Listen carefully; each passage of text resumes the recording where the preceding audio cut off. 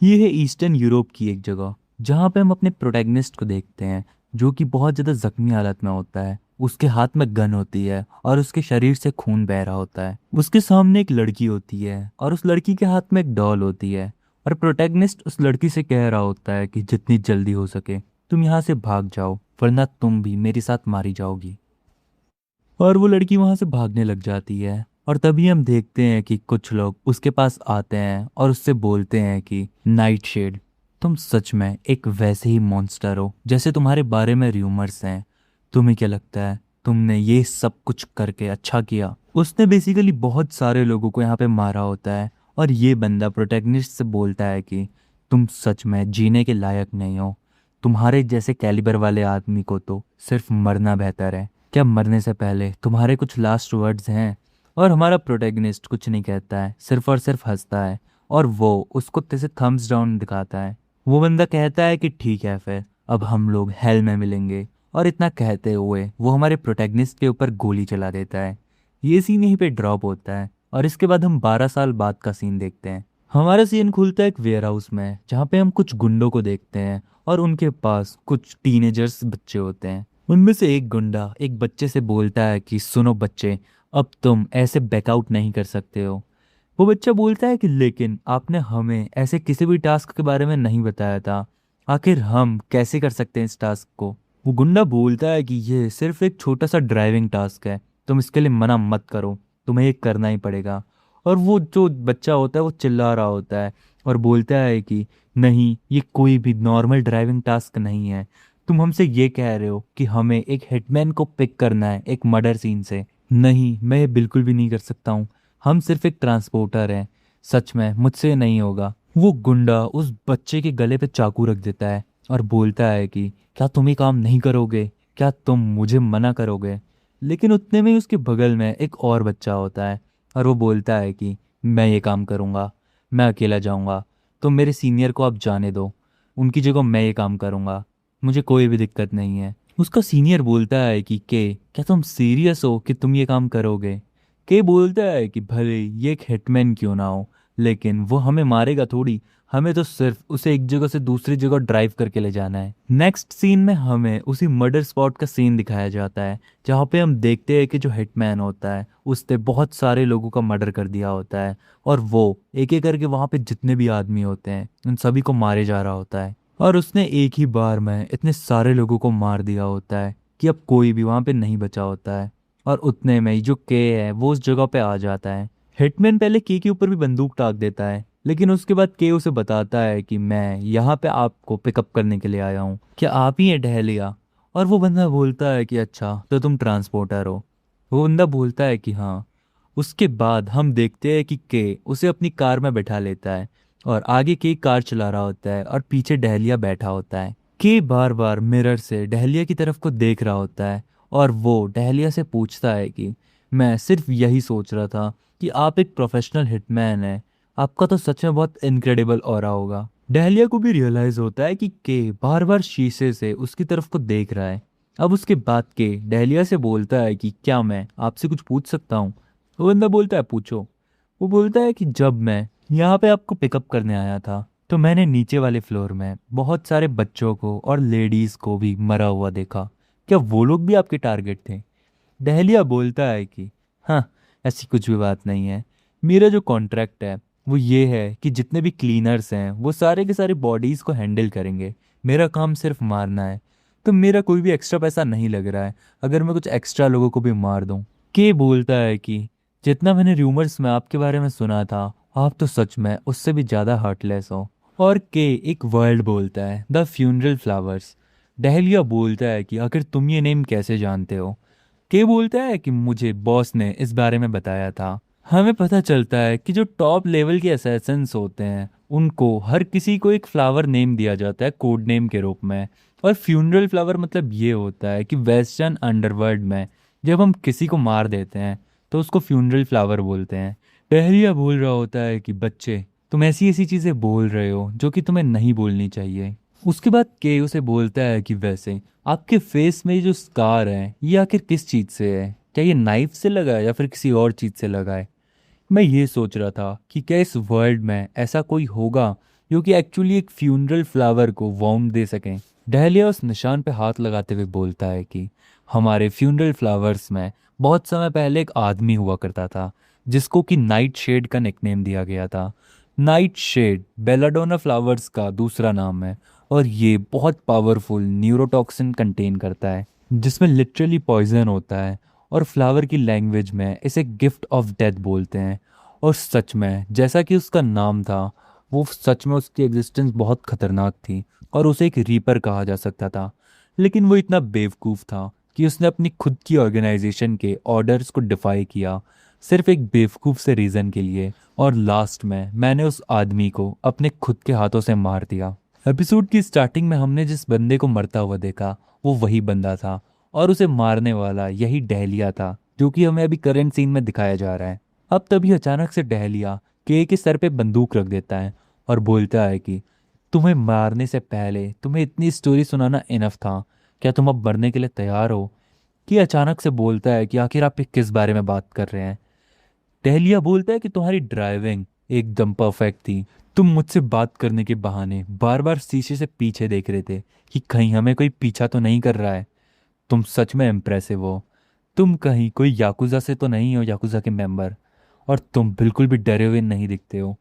तुम्हारे जैसे जो लोग हैं जब वो थोड़े भी नर्वस होते हैं तो उनके एपोक्राइन ग्लैंड से स्वेटिंग होती है, लेकिन तुम्हें वो बिल्कुल भी स्वेटिंग नहीं हो रही है और तुम्हारे ऊपर से बिल्कुल भी सेंट तक नहीं आ रही है।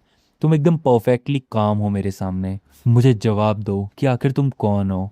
और हम देखते हैं कि जो के है वो अचानक से अपने हाथ खड़े कर लेता है और हम देखते हैं कि गाड़ी सीधा एक डिवाइडर से जाके टकराती है। डहलिया एकदम चिल्लाते हुए बोलता है कि आखिर तुम्हें क्या कर रहे हो बास्टर्ड, मुझे बताओ आखिर तुम कौन हो और तुम्हारा क्या मकसद है। हम देखते हैं कि जो बंदा होता है के, वो अचानक से गाड़ी से बाहर निकलता है और उसकी तरफ को आगे बढ़ता है चाकू लेके। डहलिया उसके ऊपर गन ताक देता है, लेकिन जो के होता है वो चाकू से इतना तेज अटैक करता है कि उसके हाथ से उसकी बंदूक छूट जाती है। और के ने उसी नाइफ से उसकी गन पे एक ऐसा अटैक किया होता है कि उसकी गन चलना बंद हो जाती है। और के बोलता है कि डेजर्ट ईगल है ना, ये सच में बहुत बेकार गन है। उन दोनों के बीच में आपस में कुछ फाइटिंग स्टार्ट हो जाती है और जो के है वो इसके हाथ में कुछ ऐसा डैमेज देता है कि डहलिया की हाथ की नर्व्स कट जाती हैं। फिर के उसके पेट पे अटैक करता है और फिर अपने हाथ से उसकी गर्दन पे अटैक करता है और एकदम परफेक्ट मार्शल आर्टिस्ट की तरह ये डहलिया को मार रहा होता है। डहलिया बोलता है कि ये सिर्फ कोई फिजिकल अटैक नहीं है, इसके हर एक हिट के साथ मेरी जो बॉडी की नर्व्स हैं वो एकदम कमज़ोर होती जा रही हैं, वो टूटती जा रही हैं। ये तो एकदम वैसा ही है, बेलाडोना पॉइजन की तरह। डोंट मॉक मी, ये नहीं हो सकता है। ये बोलता है कि आखिर तुम कौन हो। के बोलता है कि तुम हमेशा की तरह बहुत ज़्यादा स्लो हो। टहलिया बोलता है कि नहीं, ऐसा नहीं हो सकता, तुम वो नहीं हो सकते। के बोलता है कि फाइनली तुमने फिगर आउट कर ही लिया। बहुत लंबे समय बाद मुलाकात हुई डहलिया। और डहलिया बोलता है कि इम्पॉसिबल, ये इम्पॉसिबल है। मैंने उस दिन तुम्हें अपने खुद के हाथों से मारा था, मैंने देखा था कि तुम मर गए हो, तो आखिर तुम वापस कैसे आ सकते हो। के बोलता है कि हाँ, तुमने उस दिन मुझे मारा था और मैं मर भी गया था, लेकिन किसी रीज़न की वजह से मैं अब फिर से ज़िंदा हूँ, और मैं ज़िंदा हूँ इसका मतलब कि अब तुम ज़िंदा नहीं रहोगे। डहलिया बोलता है कि नहीं, ये इम्पॉसिबल है, आखिर ये कैसे हो सकता है, तुम आखिर कैसे ज़िंदा हो सकते हो। और के अपने हाथ में नाइफ लेता है और उसकी तरफ को आगे बढ़ता है। डहलिया बोलता है कि आखिर तुम्हारा क्या गोल है, क्या तुम रिवेंज लेना चाहते हो। के कहता है कि क्या रिवेंज, ये एक बहुत बुरा आइडिया है। तुम लोगों से मुझे एक ऐसी चीज़ वापस लेनी है जिसके लिए मैं ये सब कुछ कर रहा हूँ। और वो बेसिकली उस लड़की के बारे में बात कर रहा होता है जिसको हमने एपिसोड की स्टार्टिंग में देखा होता है। और वो कहता है कि इसके लिए मैं द गार्डन को एशेस में कन्वर्ट कर दूंगा। डहलिया बोलता है कि तुम पागल हो गए हो, तुम ऑर्गेनाइजेशन को डिस्ट्रॉय करने की बात कर रहे हो, जो कि तुम बिल्कुल भी नहीं कर सकते हो। तुम भले ही आज मुझे मार दोगे, लेकिन ऑर्गेनाइजेशन में बहुत सारे फ्यूनरल फ्लावर्स हैं जो कि तुमसे भी कहीं ज़्यादा स्ट्रोंगर हैं। तुम अकेले कुछ भी नहीं बदल सकते हो। लेकिन के उसकी गर्दन पे नाइफ चलाता हुआ बोलता है कि हाँ, तुम हेल से इस शो को एंजॉय करना और देखना कि मैं कैसे सब कुछ बदलता हूँ। और वो डहलिया को मार देता है। सीन ड्रॉप होता है और हम किसी मीटिंग का सीन देखते हैं जहाँ पे बहुत सारे लोग बैठे हुए होते हैं। उनमें से एक बंदे को न्यूज़ पता चलती है कि डहलिया मारा गया है। वो बोलता है कि क्या डहलिया मर गया? उसके बगल में एक लड़की होती है और वो उस लड़की से बोलता है कि क्या तुम्हें याद है, डहलिया वही आदमी है जिसने कि तुम्हारे गार्जियन को फिनिश किया था। और हमें पता चलता है कि ये लड़की वही लड़की है जिसको कि एपिसोड की स्टार्टिंग में दिखाया गया था और के जिसे बचाना चाहता है। उस हॉल में एक आदमी बोलता है कि क्या ये जापानीज पुलिस का काम हो सकता है और यूनाइटेड स्टेट ने या फिर कोई मूव किया है, लेकिन कोई ना कोई तो इसके पीछे ज़रूर है। लेकिन इतना कंफर्म है कि हमारे गार्डन में कुछ अनप्लीजेंट वीड्स ग्रो हो रहे हैं जिनको कि हमें हटाना पड़ेगा। और वो बोलता है कि फ्यूनरल फ्लावर्स को बताओ कि इन वीड्स को उखाड़ फेंकें। अब ये सीन यहीं पे ड्रॉप होता है। स्टोरी में आगे धीरे धीरे हमें के की बैक स्टोरी पता चलेगी और वो कैसे उस बॉडी से मरने के बाद इस बॉडी में आया ये भी आगे रिवील होगा। अब स्टोरी में आके हमें पता चलता है के की बैक स्टोरी। वो बताता है कि जब से मैं बच्चा था या जब से मेरी याददाश्त मुझे याद है, मैं हमेशा खुद को बैटलफील्ड में पाता था। मैंने कभी भी अपने पेरेंट्स को नहीं देखा। मैं नहीं जानता कि वो कौन है। मुझे सिर्फ एक ही टर्म कही जाती थी कि मैं एक वॉर ऑर्फन हूँ। एक दिन एक आदमी मेरे सामने अपीयर हुआ और उसने मुझसे कहा कि वो मुझे एक ऑफर देना चाहता है। उसने मुझसे कहा कि या तो वो इसी जगह पे ऐसे कुत्तों की तरह मर जाएं या फिर जिए दूसरों को मारने के लिए। और वो आदमी के को गन ऑफर करता है और के बिना कुछ सोचे समझे उस आदमी की बात को मान लेता है और बोलता है कि मैंने उस दिन उस आदमी की बात मान ली। उसके बाद वो आदमी उसे ट्रेनिंग में ले जाता है और वो उसको बहुत सारी चीज़ें सिखाता है। उसको गन चलाना सिखाता है, उसको फिजिकल ट्रेनिंग करवाता है। ये आदमी फ्यूनरल फ्लावर्स का ही होता है, उस ऑर्गेनाइजेशन का। और के बोलता है कि ऑर्गेनाइजेशन वाले सिर्फ कोई एक असैसिन ग्रुप नहीं है, बल्कि ये पूरे के पूरे वर्ल्ड में फैले हुए थे। इन्होंने अपना मोटिव तो ये बताया था कि ये प्रोटेक्ट कर रहे हैं वर्ल्ड ऑर्डर को। इनके जो टारगेट्स थे वो ऐसे डिक्टेटर्स थे जो कि दुनिया की अलग अलग जगह इस दुनिया को सड़ा रहे हैं। इसके अलावा वो सारे लोग, चाहे वो टेररिस्ट हो या फिर ड्रग लॉर्ड्स हो, उन्होंने लिटरली बहुत सारे असासिनेशंस किए। और मुझसे जैसा जैसा कहा जाता था मैं वैसा वैसा करते रहता था। मैं सिर्फ एक किलिंग मशीन बन गया था।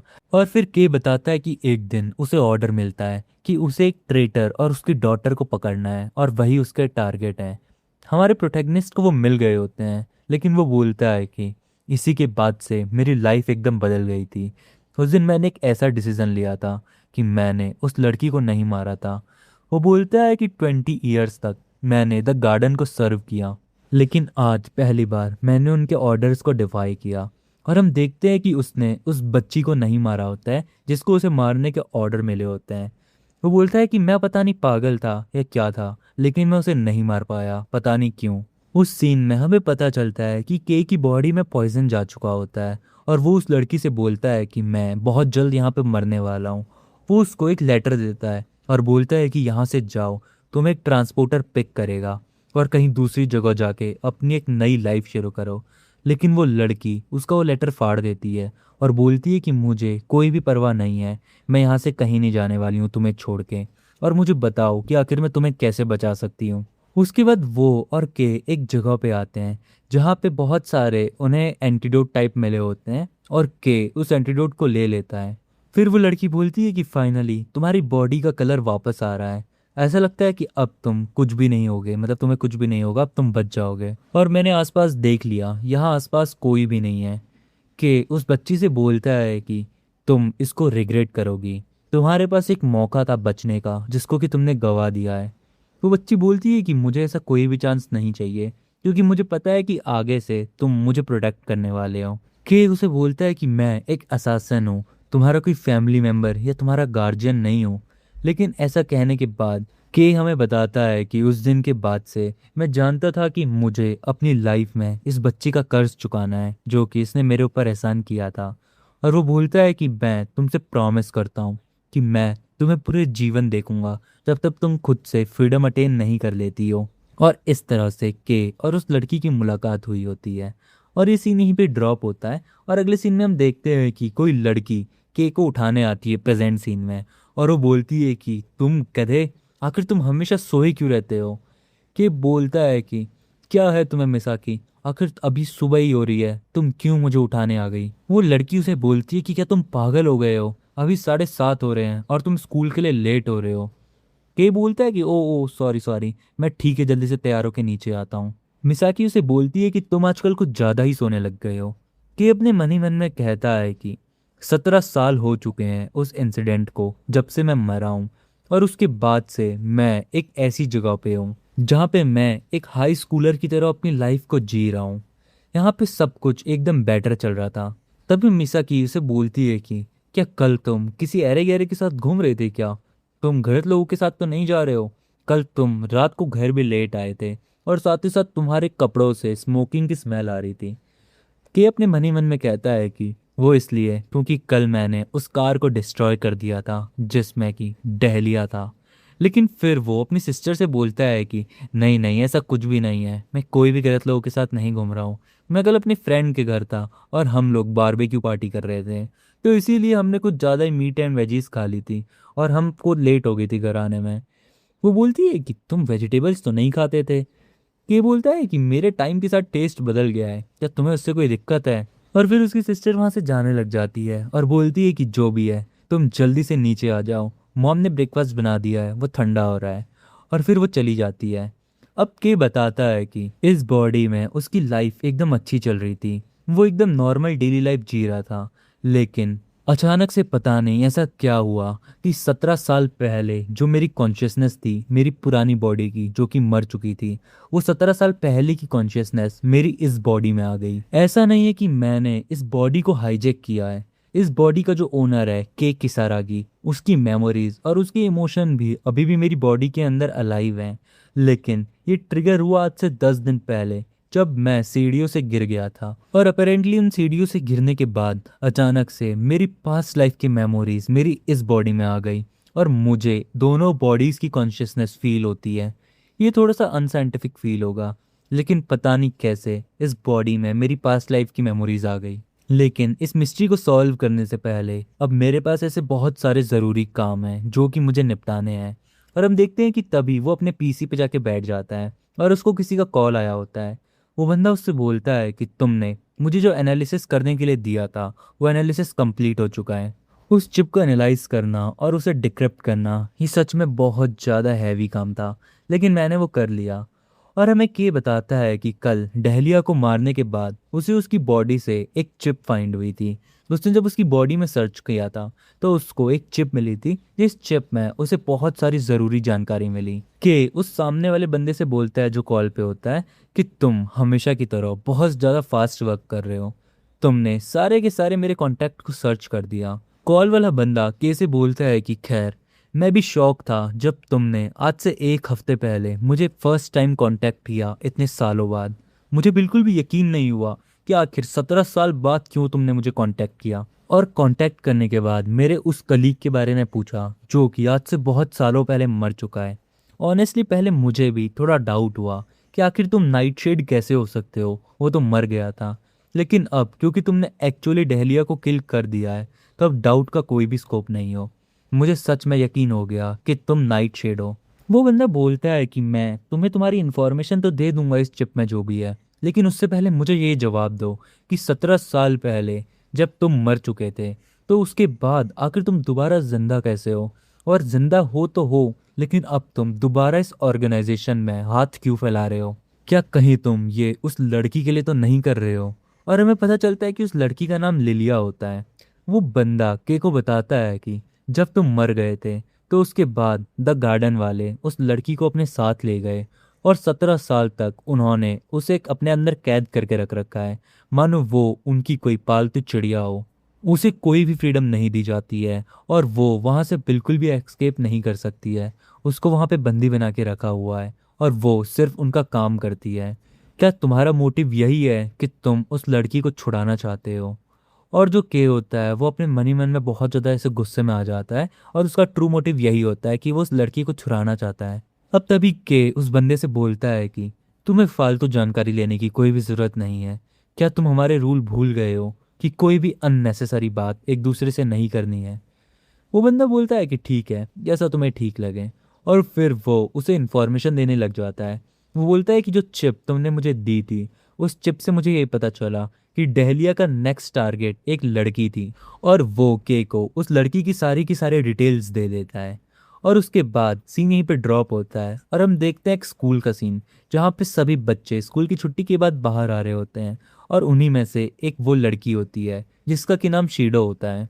सभी लोग उसको बाय कर रहे होते हैं और बोलते हैं कि कल मिलते हैं शीडो। और शीडो भी सभी को बाय करती है और फिर वो बाहर को आने लग जाती है। हम देखते हैं कि के वहाँ पे उसके ऊपर नज़र रख रहा होता है। वो बोलता है कि यही है अकारी शीडो। ये जापान के लार्जेस्ट याकुजा सिंडिकेट की डॉटर है, शीडो अकारी। और अभी करंट टाइम पे तक गार्डन वाले इसी के पीछे पड़े हैं और वो इसे मारना चाहते हैं। के बोलता है कि मैं अभी के वक्त पे सिर्फ एक स्टूडेंट हूँ और मेरा टारगेट एक ऐसी ग्लोबल असैसिनेशन सिंडिकेट है जिनकी की इनॉर्मस इन्फ्लुएंस है पूरे के पूरे वर्ल्ड की फाइनेंशियल और पॉलिटिकल पावर में। वो बहुत सारी कंट्रीज में अपना दबदबा रखते हैं और मैं अकेला इन लोगों का बाल भी बाका नहीं कर पाऊंगा। तो इसीलिए मुझे अपने पीछे एक ऐसी पावर चाहिए जो कि मुझे बैक कर सकें, जो कि मुझे सपोर्ट कर सकें। और इसीलिए मैं इस लड़की को यूज़ करूँगा अपनी उस पावर को बिल्ड करने के लिए।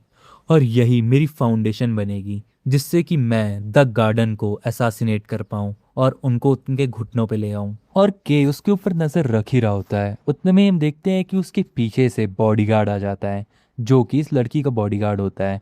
और बॉडीगार्ड बोलता है कि बहुत लंबे समय बाद मैंने तुम्हारे जैसा कोई देखा जो कि यहाँ पे ये हरकत कर रहा है। वो बोलता है कि तुम एक लिटिल पंक जिसने शायद आज तक कभी गन भी नहीं पकड़ी होगी, तुम इस टाइप की तुच्छी हरकतें कर रहे हो। लेकिन जो अपना के होता है ये उससे बोलता है कि तुम्हारी एडवाइस के लिए शुक्रिया, लेकिन अभी मैं तुम्हारे इस वर्ल्ड में अपना रीडेब्यू करने वाला हूँ, तो मुझे डिस्टर्ब मत करो प्लीज़। बॉडीगार्ड बोलता है कि बस तुम्हारी बहुत बकवास हुई, मुझे शांति से बताओ कि आखिर तुम किसके लिए काम कर रहे हो और आखिर तुम यंग मिस का पीछा क्यों कर रहे हो। के बोलता है कि मैं उन्हें टारगेट नहीं कर रहा हूँ बल्कि मैं तो। लेकिन उतने में ही वो बॉडीगार्ड उसे रोकता हुआ बोलता है कि लगता है तुम मुझे स्ट्रेट आंसर नहीं देने वाले हो, तो फाइट के लिए तैयार हो जाओ, मैं तुम्हें मार डालूंगा। और वो के की तरफ को फाइट करने के लिए आगे बढ़ता है और बॉक्सिंग उसके ऊपर यूज़ करता है। लेकिन के बड़े प्यार से उसके अटैक से बच जाता है। और वो बॉडीगार्ड बोलता है कि यू लिटिल ब्रैट, मुझे गुस्सा मत दिलाओ। और वो उसके ऊपर और अटैक करने के लिए आगे बढ़ता है कि अचानक से उसका हाथ पकड़ता है और उसके हाथ पकड़ के उसकी गर्दन पे वार करता है और उसको सीधा ज़मीन पे लेटा देता है। उससे बोलता है कि शांत हो जाओ, मैं तुम्हारा कोई एनिमी नहीं हूँ। उतने में ही पीछे से अकारी आ जाती है और बोलती है कि तुम दोनों रुक जाओ। वो लड़की के से बोलती है कि मैं नहीं जानती कि आखिर तुम कौन हो, लेकिन मेरे बॉडीगार्ड को छोड़ दो और उसे जाने दो। के उसको देख के बोलता है कि हाँ, लगता है इसमें थोड़ी सी हिम्मत है। और फिर के बोलता है कि ठीक है, मैं तब तक तुम्हारी बात सुनूंगा जब तक तुम मेरी बात सुनोगी। वो बोलता है कि मैं तुमसे बात करना चाहता हूँ, तो क्यों ना हम साथ में कहीं चाय पिए। अकारी उससे बोलती है कि ठीक है, मुझे फॉलो करो। और हम देखते हैं कि वो एक कैफ़े में आ जाते हैं और के बोलता है कि ये तो सच में बहुत ज़्यादा अच्छी जगह है। उस बॉडीगार्ड को अभी भी के पे बहुत ज़्यादा गुस्सा आ रहा होता है, लेकिन अकारी उससे बोलती है कि ठीक है, बहुत हुआ, अब सीधे पॉइंट पे आओ। तुमने किसी ना किसी रीज़न से तो मुझे अप्रोच किया ही होगा, मुझे बताओ। के बोलता है कि तुम मेरी कोई टारगेट नहीं हो, बल्कि जो मैन तुम्हारे पीछे है, जो हिटमैन तुम्हारा पीछा कर रहा है, वो मेरा एनिमी है। और इतना तो तुम भी जानती ही हो कि तुम्हारे पीछे बहुत सारे लोग हैं जो कि तुम्हें मारना चाहते हैं, इसीलिए तुम इतना प्रोफेशनल बॉडीगार्ड साथ लेके घूम रही हो। लेकिन ये जो तुम्हारा बॉडीगार्ड है, ये तुम्हें चोका से नहीं बचा सकता है। वो लड़की बोलती है कि क्या चोका, आखिर ये कौन है। के बोलता है कि ये लोग मास्टर असासिन्स हैं, इनकी पूरी एक आर्मी है और जो याकुजा हैं वो उनके अगेंस्ट कुछ भी चांस नहीं रखते हैं। वो लोग सच में बहुत ज़्यादा अलग लेवल के असासिन्स हैं। वो लड़की उससे पूछती है कि आखिर तुम कौन हो और आखिर तुम एग्जैक्टली ये सब कुछ कैसे जानती हो। के बोलता है कि मैं खुद को तुम्हारा एलाई नहीं कहूँगा, लेकिन हाँ इतना मैं ज़रूर कह सकता हूँ कि मैं तुम्हारे एनिमी का एनिमी हूँ और तुम्हारे लिए मैं चोका का ध्यान रखूँगा। इसीलिए मुझे कुछ समय के लिए तुम्हारे साथ रहना पड़ेगा जब तक कि वो लोग तुम्हारे ऊपर अटैक नहीं करते हैं। वो बॉडीगार्ड एकदम गुस्से में उससे बोलता है कि तुम अपनी बकवास बंद करो। अब उतने में के बहुत गुस्से में उस बॉडीगार्ड की तरफ को देखता है और बोलता है कि ज़रा अपनी औकात में रहो। और हम देखते हैं कि उस बॉडीगार्ड की फटके चार हो जाती है और वो नीचे बैठ जाता है शांति से। उसके बाद अकारी इससे बोलती है कि आखिर मैं तुम्हारे ऊपर क्यों बिलीव करूं। के बोलता है कि कुछ दिन पहले योकोहामा में तुम्हारे एग्जीक्यूटिव्स के ऊपर और तुम्हारे एसोसिएट्स के ऊपर अटैक किया गया था और तुम्हारे 3 लोगों को मारा गया था। वो लोग चौका थे तुम्हें मारने वाले। और ये इंसिडेंट कभी भी न्यूज़ में नहीं दिखाया गया क्योंकि मीडिया में एक ब्लैकआउट इफेक्ट डाला गया। लेकिन उन सभी लोगों को डेजर्ट ईगल से मारा गया और उनको असासिनेट करने वाला और कोई नहीं बल्कि चोका का ही आदमी था और उसका नाम था डहलिया। वो बॉडीगार्ड कहता है कि आखिर तुम इस सब बारे में कैसे जानते हो। वो बोलता है कि मैं ही था जो उस दिन डहलिया को वहाँ से पिकअप करके ले गया था और फिर उसके बाद मैंने ही डहलिया को मारा था। और वो अपने पास से एक गन निकालता हुआ बोलता है कि ये देखो, ये वही गन है जो कि डहलिया ने यूज़ करी थी। अगर तुम्हारे पुलिस से थोड़े भी कनेक्शन है तो तुम्हें उस साइट पे जो बुलेट्स मिली थी उन बुलेट्स को इस गन से मैच कर लो, ये वही गन है। बॉडीगार्ड तभी बोलता है कि तुम्हारे पास ये गन है, ऐसा भी तो हो सकता है कि तुम ही वो हो जिसने कि उन 3 लोगों को मारा था। के बोलता है कि अगर मेरा टारगेट यंग मिस होती तो तुम्हें क्या लगता मैं इतना सारा ट्रबल लेता, मैं डायरेक्ट उसे मार सकता था। अब तभी अकारी बोलती है कि वेल, मुझे तुम्हारी स्टोरी के ऊपर बिलीव है, अब तुम जैसा कहोगे मैं वैसा ही करूँगी। हम अभी अपने घर वापस जा रहे हैं।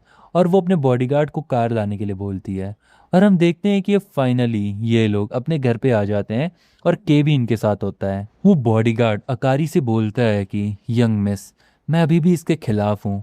मुझे नहीं लगता कि हमें इतने स्केची बास्टर्ड को अपने घर पे रुकने देना चाहिए। उतने में हम देखते हैं कि के वहाँ पे आता है और बोलता है कि तुम्हारा ये मेंशन तो सच में बहुत ज़्यादा बड़ा है और तुम्हारा जो एक मेजर सिंडिकेट हाउस है उसके होने के नाते घर में काफ़ी अच्छी अच्छी पॉटरीज रखी हुई है। इसके अलावा मैंने बहुत सारी चीज़ें नोटिस करी कि तुम्हारी जो सिक्योरिटी है उसमें कुछ लोग फ्रंट गेट पे हैं और 2 टीम तुम्हारी गार्डन में पेट्रोलिंग कर रही है और एक बंदा जो कि सीसीटीवी रूम को मॉनिटर कर रहा है। सच में यहाँ पे सिक्योरिटी तो बहुत अच्छी है और साथ ही साथ तुमने जो अपनी सिक्योरिटी के लिए बॉडी आर्मर पहना हुआ है वो भी अच्छा है। ये सच में गुड लक चार्म है अगर तुम ऐसा आर्मर पहन रही हो।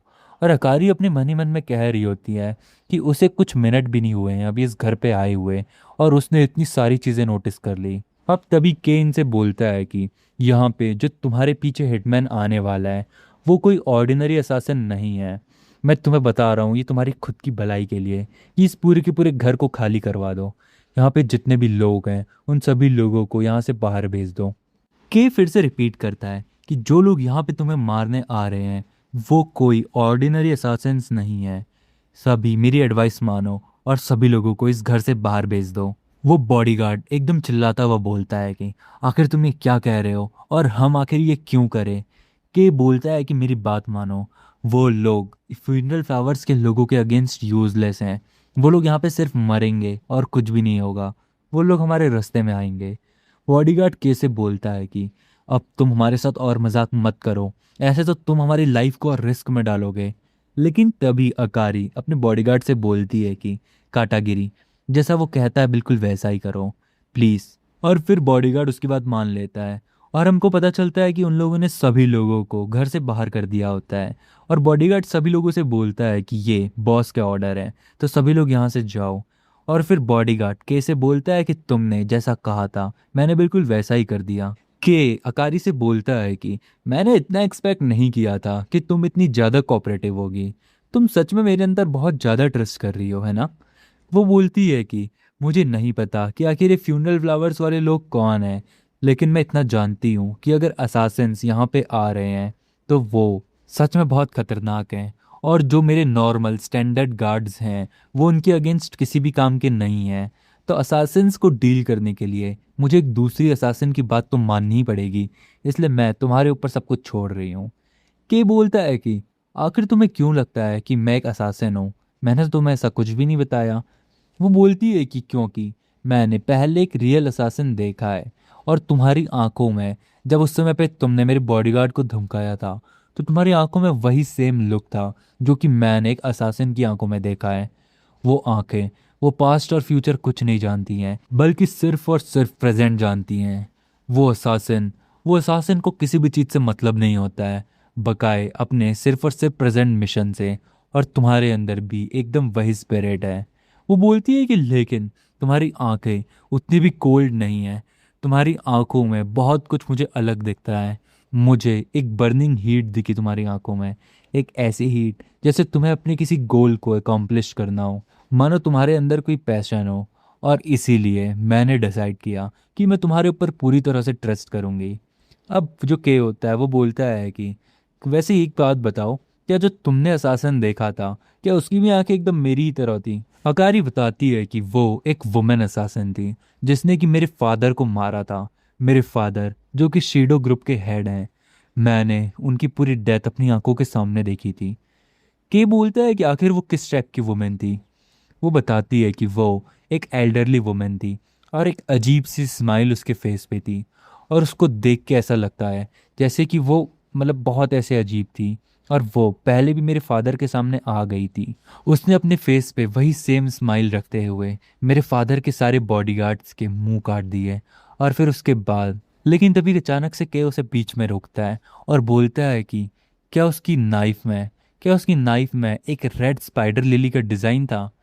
वो बोलती है कि हाँ, आखिर तुम ये कैसे जानते हो? के बोलता है कि स्पाइडर लिली, हाँ, इसका मतलब ये है कि वो जो असासिन थी, मैं नहीं बिलीव कर सकता कि वो वुमेन अभी तक एक्टिव है। अब तभी उन दोनों को अचानक से कुछ अजीब सी फीलिंग होती है और हम बाहर देखते हैं कि जो बॉडीगार्ड होता है उसके सामने वही असासिन वुमेन आ चुकी होती है। और वो उससे बोलती है कि क्या तुम मुझे चीज़ें बताने के लिए तैयार हो? वो बोलती है कि ये मेंशन एक स्पाइडर वेब की तरह है और मैं देख सकती हूँ कि यहाँ पे बहुत सारे ट्रैप्स बिछाए हुए हैं इस पूरी की पूरी जगह पे। और वो बोलती है कि बताओ, आखिर यहाँ पे हमारे अलावा और कौन है? और वो अपने पास से कुछ निडल्स निकालती है और बोलती है कि अगर तुमने मुझे नहीं बताया तो मैं तुम्हारे साथ गेम खेलने के लिए भी तैयार हूँ। और उतने में ही हम देखते हैं कि पीछे से अकारी आ जाती है जो कि उस असासिन के ऊपर अटैक करती है अपने स्वॉर्ड से। लेकिन वो असासिन बड़े प्यार से उसके अटैक से हट जाती है। और फिर वो असासिन एकदम हंसते हुए बोलती है कि हाँ, तुमने मेरे लिए कुछ टाइम बचाया, अब मुझे और फालतू टाइम वेस्ट करने की ज़रूरत नहीं है। वो बोलती है कि लड़की, मैं तुम्हें जानती हूँ, तुम वही लड़की हो ना, जब मैं उस दिन तुम्हारे फादर को मारने आई थी तो तुम पीछे कपबोर्ड से मुझे देख रही थी। मतलब वो बेसिकली पीछे छुपी हुई होती है। वो कहती है कि अब तो तुम बहुत ज़्यादा बड़ी हो गई हो और तुम्हारी आइज़ एकदम तुम्हारे फादर की तरह है। लेकिन हम उतने में ही देखते हैं कि वो इससे बात कर ही रही होती है, उतने में ही के इसके ऊपर अटैक कर देता है और वो उसके अटैक से बच जाती है। के तभी बाहर निकलता है और बोलता है कि हाँ, मैं सच में विश करता हूँ कि तुम्हारी जैसी एक लेडी अभी भी असैसिनेशन का काम कर रही है, सच में। तभी वो बोलती है कि ओह, मैं जानती थी कि एक अननोन बंदा, एक स्पाइडर मॉन्स्टर यहाँ पे है। तो तुम फाइनली बाहर निकल गए। हम देखते हैं कि के और उस असासिन के बीच में थोड़ी बहुत ऐसे फिजिकल फाइट्स एक्सचेंज हुई होती है। और उसकी फाइट के बाद वो दोनों ही एक दूसरे से बचते हैं। और वो जो असासिन होती है वो कहती है कि ये कोई ऑर्डिनरी बच्चा नहीं है, इसके पास एक सर्टेन प्रैक्टिकल मार्शल आर्ट्स की नॉलेज है। और जैसे कि जब कोई बेयर हैंड फाइट कर रहा होता है किसी ऐसे व्यक्ति के खिलाफ जिसके हाथ में नाइफ होता है, तो तुम्हें एक सर्टेन टेक्निक का यूज़ करते हुए इस नाइफ से बचना चाहिए। और एक बहुत क्रेजी थ्योरी है और ये बच्चा उसको जानता है कि आखिर कैसे एक शार्प वेपन को फेस करना है। और वो मेरे सामने एकदम कंप्लीटली डिफेंसलेस खड़ा है, लेकिन उसके बावजूद भी वो ज़रूर कोई ना कोई काउंटर मेरे ऊपर करेगा। मुझे बहुत केयरफुल होके इसके सामने रहना पड़ेगा। और उतने में हम देखते हैं कि के एक और लात उसको मारता है और वो बड़ी मुश्किल से इसके अटैक से बचती है। और बोलता है कि मैं तुम्हें बहुत डेफिनेटली ऑफ गार्ड कैच कर लूँगा। वो असैसिन बोलती है कि तुम एक बहुत बोल्ड बच्चे हो, तुम मेरे ऊपर पहले अटैक भी कर रहे हो, और सबसे इम्पोर्टेंट बात ये कि तुमने मेरी पर्सनल नर्व के ऊपर अटैक किया।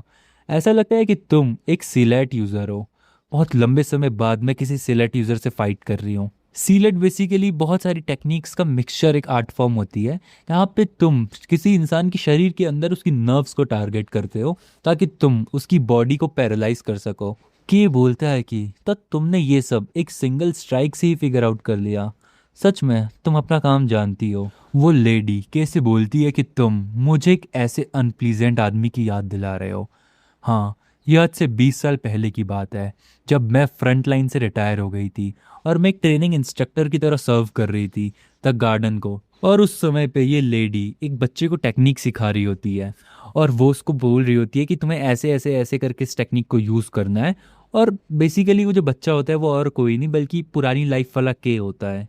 और फिर जब उसको सिखाने के बाद वो उसके प्रैक्टिकल मतलब इम्प्लीकेशन को देख रही होती है, तो हम देखते हैं कि उस समय पे के ने बड़ी आसानी से इसी की टेक्निक को पहली बार में सीख लिया होता है और इसी को सरपास कर दिया होता है और बोलता है कि कम ऑन ओल्ड लेडी, मुझे कुछ नई टेक्निक सिखाओ।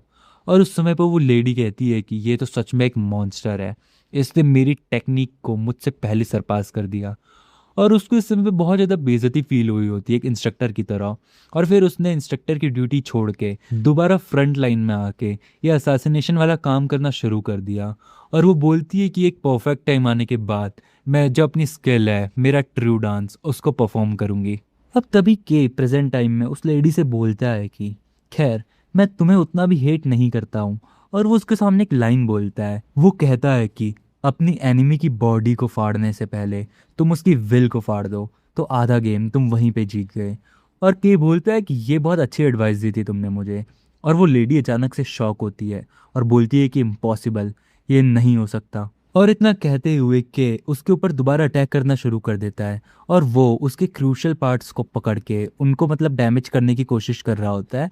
और एक बार तो उस लेडी के हाथ से उसकी नाइफ भी नीचे गिर जाती है और फाइनली के उसकी नाइफ को अपने हाथ में पकड़ लेता है। लेकिन फिर अचानक से वो लेडी अपना नाइफ वापस अपने हाथ में ले लेती है और वो बोलती है कि तुम इतनी सारी चीज़ें जानते हो और तुम ये टेक्निक भी जानते हो, तुम सच में नाइट शेड हो, है ना? कि बोलता है कि और अगर मैं नाइट शेड हूँ भी तो आखिर तुम मेरा क्या करने वाली हो? वो लेडी बोलती है कि हाँ, मुझे नहीं पता है किस टाइप का लॉजिक है और आखिर तुम नाइट शेड कैसे हो सकते हो, लेकिन मेरे इंस्टिंक्ट्स मुझसे कह रहे हैं कि तुम ही नाइट शेड हो। वो कहती है कि अब मैं तुम्हें अपनी एक्चुअल टेक्निक दिखाऊंगी, मेरा एक्चुअल डांस, तुम उसको विटनेस करो और देखो कि आखिर मेरी बॉडी के मूवमेंट्स कितने ज़्यादा फास्ट हो गए हैं। और वो अपना वो मतलब जो भी डांस परफॉर्म करती है वो कहते हुए उसके ऊपर अटैक करना शुरू कर देती है और कहती है कि ये फाइनल डांस ऑफ डेथ तुम्हारे लिए। हम देखते हैं कि पीछे जो अकारी और उसका बॉडीगार्ड होते हैं वो लोग भी बहुत ज़्यादा डर जाते हैं कि आखिर के इसके अटैक्स को कैसे झेलेगा। लेकिन के बोलता है कि इसकी शिफ्टिंग मूवमेंट से डरने की कोई भी ज़रूरत नहीं है, मुझे सिर्फ इसके नाइफ पे फोकस करना है। अगर मैंने इतना कर दिया तो मैं बड़ी आसानी से इसको हरा पाऊंगा। और हम देखते हैं कि उसके मूवमेंट इतने ज़्यादा फास्ट होते हैं कि जैक को भी थोड़ा थोड़ा मतलब दिक्कत आ रही होती है। और फिर उसके बाद वो एक और टेक्निक यूज़ करती है जो कि होती है रेड स्पाइडर लिलीज की, और ये धीरे धीरे इनको के ऊपर अटैक करने लग जाती है।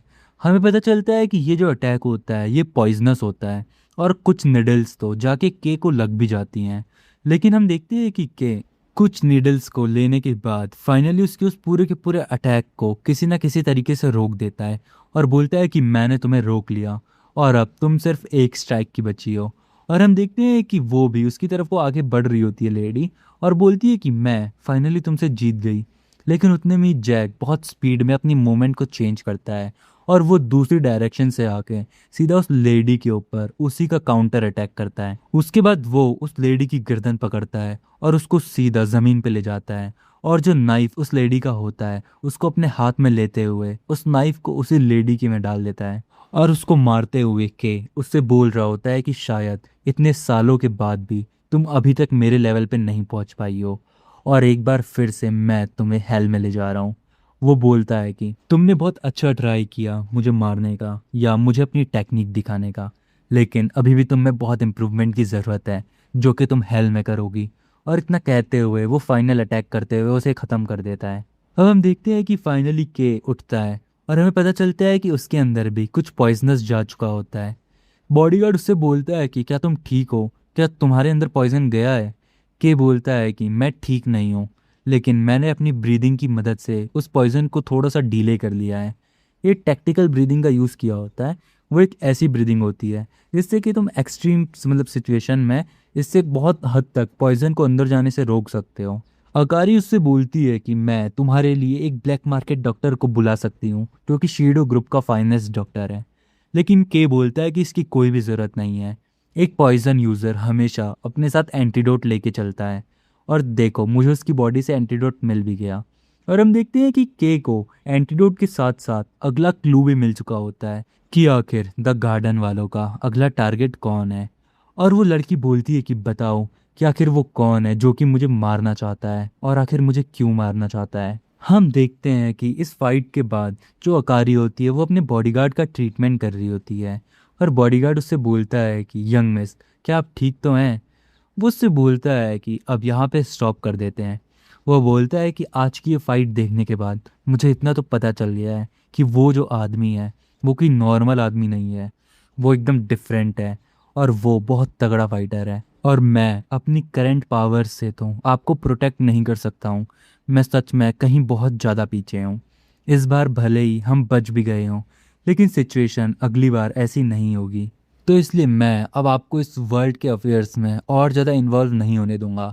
अब आपको खुद को प्रोटेक्ट करना पड़ेगा और इन सब चीज़ों से कुछ टाइम के लिए बहुत दूर रहना पड़ेगा, एकदम आइसोलेशन में। और तब तक मैं इस गैंग के अफेयर्स को संभालूंगा, जितने भी लोग बचे हैं उनको निपटाऊंगा। तो प्लीज़ तब तक के लिए आप कहीं ऐसी जगह चली जाइए जहाँ पे आप बच सकती हैं। लेकिन उतने में वहाँ पे के आता है और बोलता है कि भाग जाना कभी भी कोई ऑप्शन नहीं होता है। बॉडीगार्ड बोलता है कि आखिर तुम यहाँ कब आए? के सीधा अकारी से बात करता है और बोलता है कि तुम कोई इनोसेंट स्कूल गर्ल नहीं हो, तुम शेडो की डॉटर हो, एक ऐसे ग्रुप की डॉटर जिन्होंने की ब्लड एंड वायलेंस का यूज़ किया है। तो इसीलिए इसके इफ़ेक्ट से तुम नहीं बच सकती हो, इवेंचुअली तुम्हें भी सर्कमस्टांसेस को भुगतना पड़ेगा। तो इसीलिए भागो मत, बल्कि चीज़ों का सामना करो। और वो बोलता है कि बाय द वे, मैंने उस बंदे का नाम पता कर लिया है जिसने कि तुम्हें मरवाने के लिए ऑर्डर दिए थे। वो बोलता है कि मेरे पास एक ऐसा बंदा है जो कि इस डेटा को एनालाइज करता है बहुत स्पीड से और मुझे बताता है कि आखिर एक्चुअल कल्प्रिट कौन है, या फिर और जितना भी डेटा होता है उसमें। और वो बोलता है कि क्या तुम जानना चाहते हो कि आखिर किसने तुम्हें मारने के लिए ऑर्डर दिए थे? बॉडीगार्ड बोलता है कि देर मत करो और जल्दी से बताओ कि आखिर वो कौन है। प्रोटैगनिस्ट बताता है कि उस बंदे का नाम है मसाया कुरोकी। हमें पता चलता है कि ये जो मसाया कुरोकी है, ये शेडो ग्रुप का ही एक मेंबर होता है। बॉडीगार्ड तभी अचानक से एकदम शॉक होता हुआ बोलता है कि नहीं, ये नहीं हो सकता। क्या सच में इसके पीछे उसका हाथ है? हमारी जो ये होती है अकारी, ये बोलती है कि जो हमारा शीडो ग्रुप है उसका जो अभी के टाइम पे असिस्टेंट हेड है वो है कुरोकी। और कुरोकी ही अभी के समय पे कंपनी के सारे अफेयर्स को संभाल रहा है मेरे फादर के मरने के बाद। और वो बंदा बहुत कम समय में ही कंपनी में बहुत तगड़ी स्पीड से अपनी सीट ऊपर करते जा रहा है। और सच में वो इलीगल बिजनेस में बहुत ज़्यादा अच्छा है। वो अंडरग्राउंड बहुत सारे कसिनोज संभालता है और साथ ही साथ उसके बहुत सारे अंडरग्राउंड फाइटिंग रिंग्स हैं। वो बहुत मैसिव अमाउंट ऑफ पैसा देता है बहुत बड़ी बड़ी गैंग्स को। और वो सच में एक मतलब गजबी लेवल का अंडरग्राउंड बिजनेस चला रहा है। और इसी स्पीड पे वो बहुत जल्द कंपनी का एकदम टॉप का एग्जीक्यूटिव बन जाएगा। लेकिन के बोलता है कि उसको ये कुछ समय नहीं चाहिए, वो बहुत जल्द से जल्द कंपनी के टॉप सीट पे आना चाहता है। इसीलिए उसने डहलिया और लाइक्रोसिस के थ्रू द गार्डन से हाथ मिलाए। द गार्डन एक बहुत बड़ी ऑर्गेनाइजेशन है जो कि फ्यूनरल फ्लावर्स को बिलोंग करती है और उसका मकसद ये है कि वो शीडो कंपनी के बॉस की ओनली डॉटर यानी कि तुम्हें मार के इस कंपनी का बॉस बनना चाहता है और खुद बॉस की सीट पे बैठना चाहता है, ताकि वो पूरी की पूरी शीडो कंपनी को अंडरवर्ल्ड के हवाले कर दें। और फिर वो ऐसे करके पूरी एक अंडरवर्ल्ड की नई गैंग बना लेगा और खुद द गार्डन के अंडर में छुप के रहेगा। और ऐसे करके उसको प्रोटेक्शन भी मिलेगी और अंडरग्राउंड का वो सबसे बड़ा माफिया बन जाएगा। यही पूरा का पूरा प्लान है कुरोकी का जो कि उसने सोचा है। के बोलता है कि मेरा गोल भी एकदम सिंपल है, मुझे द गार्डन के सारे प्लान्स को मिट्टी में मिलाना है और द गार्डन की तबाही देखनी है। वो बोलता है कि तो अकारी, अब आखिर तुम क्या करने वाली हो? क्या तुम अभी भी भागना चाहती हो या फिर इसका डटकर मुकाबला करना चाहती हो? अकारी बोलती है कि जिस बंदे ने मेरे पेरेंट्स को मरवाया है मैं उसको ऐसे नहीं छोड़ सकती हूँ। भागना कभी भी मेरी चॉइस हो ही नहीं सकती है।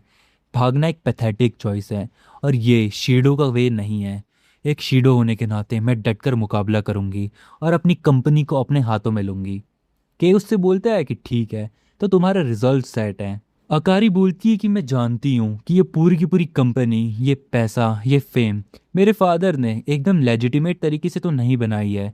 तो इसलिए मैं भी कोई इनोसेंट पर्सन नहीं हूँ और कभी ना कभी मुझे भी इसकी सज़ा ज़रूर मिलेगी। और मैं विलिंगली उसको एक्सेप्ट करने के लिए भी तैयार हूँ। लेकिन उसका तरीका बिल्कुल भी ये नहीं होने वाला है। मैं शीडो कंपनी को एक कोवार्ड के हाथों में बिल्कुल भी नहीं सौंपने वाली हूँ। मैं अपनी कंपनी को अपने हाथों में लेके रहूंगी। उसके बाद अकारी के से बोलती है कि वैसे मैंने अभी तक तुमसे तुम्हारा नाम नहीं पूछा, के बताता है कि मेरा नाम के है। के उससे बोलता है कि ऐसा नहीं है कि मैं तुम्हारे ऊपर ट्रस्ट नहीं कर सकता हूँ, लेकिन ये तुम्हारे लिए बेटर रहेगा कि तुम कोई भी अननेसेसरी क्वेश्चन मुझसे ना पूछो। और फिर उसके बाद अकारी के से बोलती है कि वेरी वेल के, मैं तुम्हें हायर करती हूँ। तुम वो पावर बनो जिस पावर से मैं कुरोकी से फाइट कर सकूं, और बदले में तुम्हारा रिवॉर्ड ये होगा कि तुम अपनी गोल की फुलफिलमेंट कर पाओगे। तुम्हारे पास वो पावर होगी जिससे तुम द गार्डन को एनिलेट कर पाओ।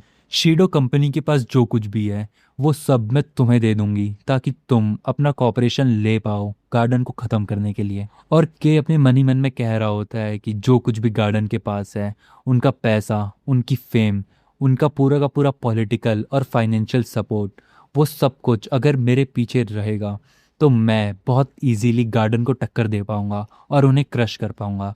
और फिर वो दोनों हाथ मिलाते हुए बोलते हैं कि ठीक है, फिर ये डील डन हुई। अब उसके बाद हमारा सीन ड्रॉप होता है। अगले सीन में हम देखते हैं कुरोकी को, जो कि बोल रहा होता है कि आखिर यहाँ पे ये हो क्या रहा है। जब से हमने लाइकोरिस को भेजा है उस लड़की को मारने के लिए, उसके बाद से उसका कोई भी रिस्पॉन्स नहीं आया है। आखिर तुम ये क्या सोचते हो कैमापुल्ला? मुझे बताओ कि आखिर यहाँ पे क्या हो रहा है। क्या तुम्हारे पास कोई भी इंफॉर्मेशन नहीं है?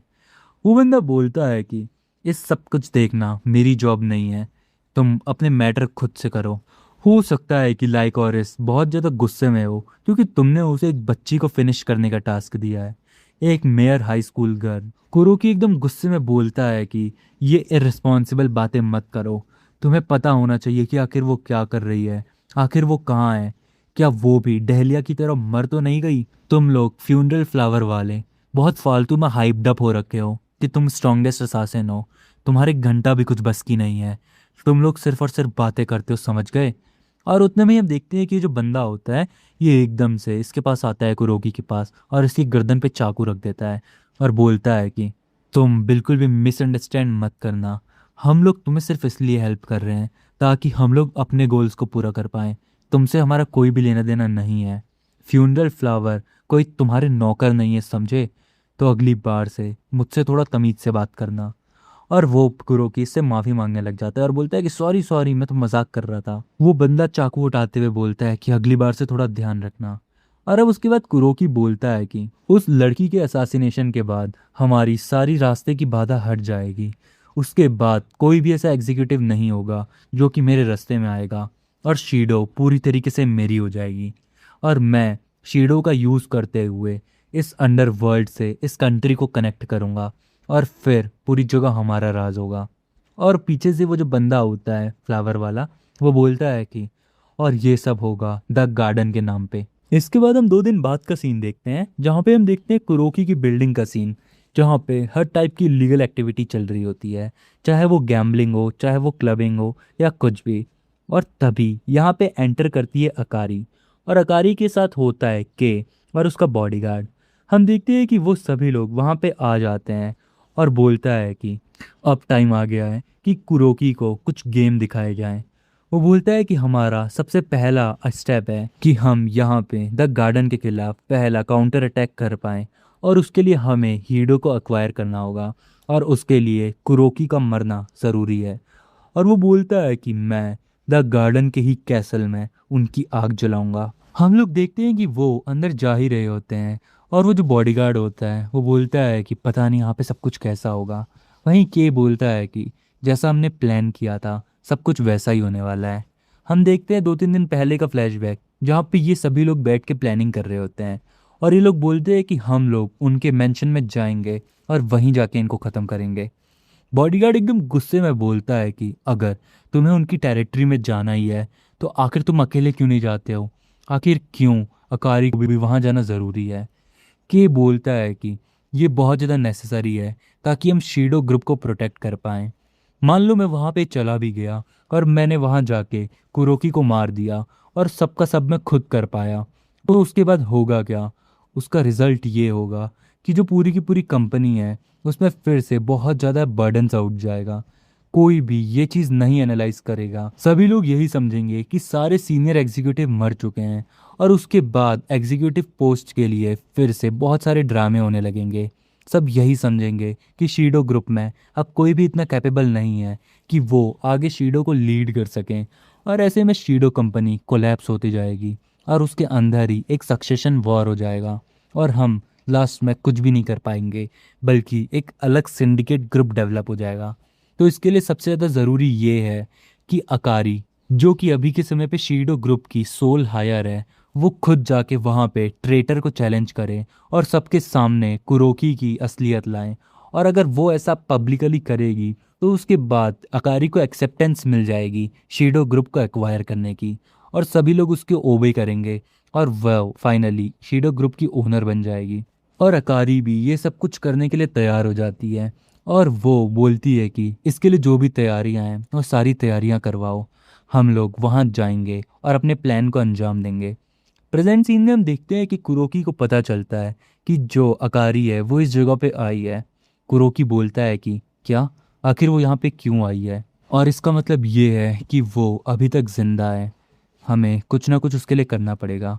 और वो अपने बंदे को ऑर्डर देता है कि उसको एकदम नॉर्मल गेस्ट की तरह ट्रीट करना, कोई ज़रूरत नहीं है वहाँ पे उसको कोई स्पेशल ट्रीटमेंट देने की। ये जो फ्यूनरल फ्लावर वाला बंदा होता है ये बोलता है कि क्या मैं अभी जाके उससे डील कर रहा हूँ, क्या मैं उसको मार डालूँ।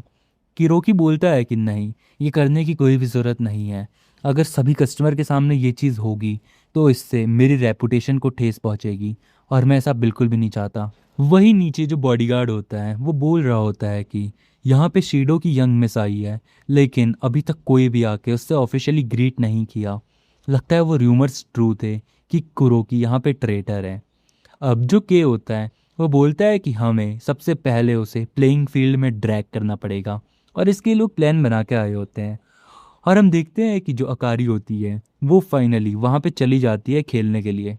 वो पोकर खेलने चले जाते हैं और हम देखते हैं कि पहले तो वो लोग अकारी को वहाँ नहीं जाने देने वाले होते हैं, लेकिन अकारी बोलती है कि जितने की भी बेट देनी है मैं दूंगी। वो सभी लोग बोलते हैं अकारी से कि यहाँ की जो मिनिमम बेट शुरू होती है वो मिलियन येन से होती है। और हम देखते हैं कि तभी जो के होता है वो उनके सामने बहुत बड़ा सूटकेस खोल देता है पैसों से भरा हुआ। गेम शुरू होता है और धीरे धीरे जो अकारी होती है वो इन सभी को यहाँ पे हराती जा रही होती है, हराती जा रही होती है। और इसने यहाँ पे इतना पैसा जीत लिया होता है कि अब सभी लोग इसके साथ खेलने के लिए मना कर देते हैं और बोलते हैं कि हम और बैट नहीं लगाना चाहते हैं। अकारी बोलती है कि क्या हुआ, अभी अभी तो गेम शुरू हुआ है। लोगों को समझ नहीं आ रहा होता है कि आखिर वो कैसे जीत रही है, और वो कह रहे होते हैं कि ये ज़रूर कोई ना कोई चीटिंग ज़रूर कर रही है। अब तभी पीछे से एक आवाज़ आती है कि ओ कम ऑन, तुम लोगों ने मुझे बताना चाहिए था कि प्रिंसेस अकारी इस जगह पे आ रही हैं, मैं पर्सनली उनसे ग्रीट करने के लिए यहाँ पे आता। अकारी पीछे देखती है तो वहाँ पे कुरोकी होता है और बोलती है कि बहुत लंबे समय बाद मुलाकात हुई। कुरोकी बोलता है कि तुमने तो मुझे सरप्राइज कर दिया, तुम एकदम अचानक से यहाँ पे आ गई। केस को देख के बोलता है कि इसका फेस सच में किसी कुत्ते से कम नहीं है। अब तभी कुरोकी बोलता है कि ऐसा लगता है कि तुमने यहाँ पे बहुत ज़्यादा पैसा जीता है, वाओ तुम बहुत ग्रेट हो। ऑफ कोर्स तुम्हारी जितनी भी विनिंग है मैं वो सब तुम्हें पे कर दूंगा, और उसके साथ साथ थोड़ा बहुत गिफ्ट मेरी तरफ से तुम्हारे लिए, ताकि तुम खुद और अपने दोस्तों को कुछ ट्रीट दे सको मेरी तरफ से। लेकिन तभी अकारी से बोलती है कि तुम एक चूहे हो जिसने कि मेरे फादर के कैसल में अपनी जगह ले रखी है, और तुम मेरे सामने ये सब कुछ दिखाओगे। तुम यहाँ पे कितने ज़्यादा इलीगल धंधे चला रहे हो वो सबका सब मुझे पता है, और तुमने कंपनी को पूरा अपने हाथ में ले रखा है। और वो उससे ऐसे बहुत कुछ बुरा बुरा चीज़ कह रही होती है। आसपास जितने भी लोग होते हैं वो सभी लोग बोल रहे होते हैं कि कुरोकी को इस तरह से अब्यूज़ करने वाली ये लड़की कौन है, आखिर ये कौन है। और सबको पता चलता है कि ये शीडो ग्रुप के फादर, मतलब जो इसके लीगल ओनर है, उनकी डॉटर है। और सभी लोग बोलते हैं कि हाँ, इसकी हिम्मत देख के तो ऐसा ही लग रहा है कि ये जैसे ओनर की बेटी हो। कुरोकी उससे बोलता है कि ऐसा लगता है कि तुम यहाँ पे कुछ ज़्यादा ही बोल रही हो, तुम्हारे लिए यही बेहतर होगा कि तुम अपने गेम को बंद करके यहाँ से चली जाओ। तभी अकारी से बोलती है कि हाँ तुमने ठीक कहा, गेम तो मैं बंद कर रही हूँ क्योंकि मैं कार्ड गेम से बहुत ज़्यादा बोर हो गई, लेकिन क्यों ना अब हम दूसरा गेम खेलें जो कि तुम्हारी इस इलीगल जगह का सबसे अट्रैक्टिव गेम है। वो बंदा बोलता है कि क्या तुम केज ऑफ ब्लड के बारे में बात कर रही हो। केज ऑफ ब्लड एक ऐसा गेम है जो कि इस अंडरग्राउंड में होता है कसिनो के, और इसमें बेसिकली दो लोग अपने अपने मार्शल आर्ट टूर्नामेंट, मतलब अपने रिप्रेजेंटेटिव के थ्रू मार्शल आर्ट टूर्नामेंट करवाते हैं, और जिसका भी पीस जीतता है उसको दूसरे वाले की शर्त माननी पड़ती है। कराकी बोलती है कि तुम और मैं दोनों अपने अपने पीसेस रिंग में भेजेंगे, और जिसका भी पीस लास्ट तक स्टैंड करेगा वो जीत जाएगा। कुरोकी बोलता है कि अनफॉर्चुनेटली आज का हमारा कोई भी मैच शेड्यूल नहीं है। अकारी बोलती है कि तुम्हें ये मैच करना पड़ेगा। मेरे पास जो कुछ भी है, जो कुछ भी मैंने शीडो ग्रुप से इनहेरिट किया है और अपने फादर से इनहेरिट किया है, सारे के सारे असेट्स, सारे के सारे मेन एस्टेट, और मैं खुद, मैं अपनी इन सब चीज़ों को दाव पे लगाती हूँ, और बदले में तुम इस पूरे के पूरे एंटायर कसिनो को दाव पे लगाओगे। आखिर क्या तुम मेरी चैलेंज को एक्सेप्ट करते हो? करोकी अपने मन ही मन में सोच रहा होता है कि आखिर ये सब ये क्या कह रही है, क्या ये कहीं इसको इनहेरिट तो नहीं करना चाहती है। वो बोलता है कि मैं इस जगह पे इसके ऑफ़र को रिफ्यूज़ भी नहीं कर सकता हूँ, क्योंकि ये मेरी रेपुटेशन का सवाल है। अकारी बोलती है कि क्या हुआ, तुम मेरे चैलेंज को एक्सेप्ट नहीं कर रहे हो क्या? मुझे ये मत कहना कि तुम्हारी फट रही है। और अब कुरोकी उसके ऑफ़र को एक्सेप्ट कर लेता है और बोलता है कि ठीक है, मुझे एक्सेप्ट है। और के अपने मन ही मन में कहता है कि इसने फाइनली हमारी बेट को एक्सेप्ट कर लिया। हम देखते हैं कि मॉनिटर से ये जो फ्यूनरल फ्लावर वाला छोटा सा बच्चा होता है, ये भी इन सारी चीज़ों को मॉनिटर कर रहा होता है, और बोलता है कि हाँ, ऐसा लगता है कि अब फाइनली कुछ मज़ा आने वाला है। हम देखते हैं कि सभी लोग फाइटिंग रिंग में पहुंच चुके होते हैं, और वहाँ पे अनाउंसमेंट होती है कि आज के केज ऑफ ब्लड में आप सभी का स्वागत है। आज का वैसे हमारा कोई मैच प्लान नहीं था, लेकिन एक सुपर स्पेशल मैच आज लास्ट मोमेंट पे डिसाइड हुआ।